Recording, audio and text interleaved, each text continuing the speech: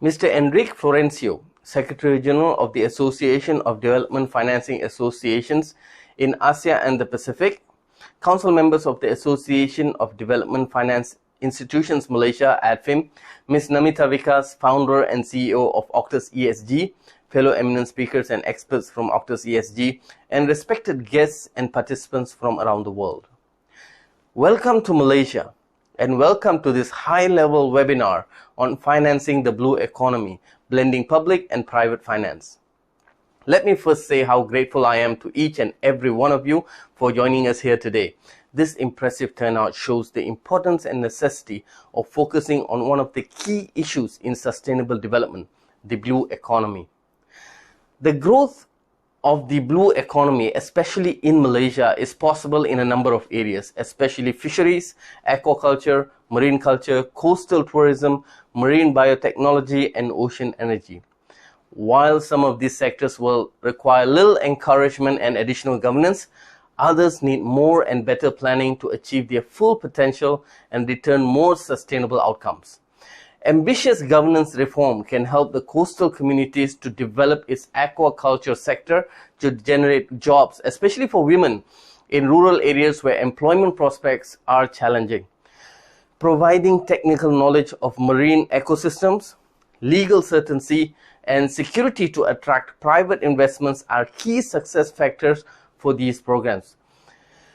Having said that, protecting and investing in the blue economy isn't just a moral imperative, it's a growing financial opportunity.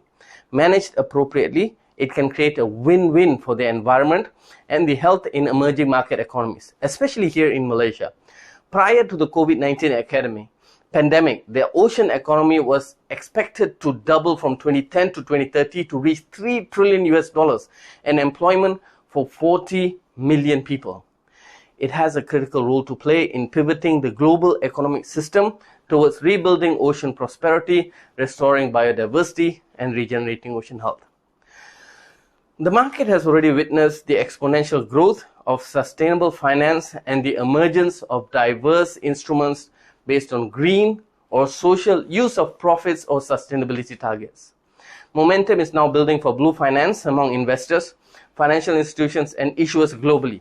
For Malaysian DFIs, there may be opportunities in blue bonds and blue loans, which are innovative instruments that earmark funds exclusively for ocean-friendly projects and protecting critical clean water resources. In short, I see many areas where DFIs can play an effective role here in Malaysia. Among them include, firstly, investing in improved governance to create a pipeline of investable opportunities to grow the blue economy in a way that benefits national economies and local communities while protecting the resources for future growth. Second, the use of science, data, and technology to underpin governance reforms and shape management decisions towards blue economy in Malaysia. Data is still scarce.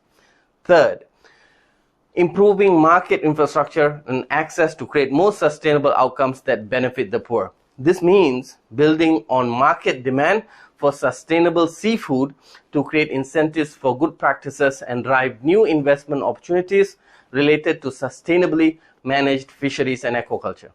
And finally, and this is very important, DFIs to play a role that bridge private and public capital along with responsible financing to secure returns and contribute significantly to building the blue economy. To date, the transition to more sustainable fisheries has been largely funded by development agencies and philanthropic sources of money. However, these types of capital alone cannot support the rate and scale of fisheries reform that is required on a national level here in Malaysia.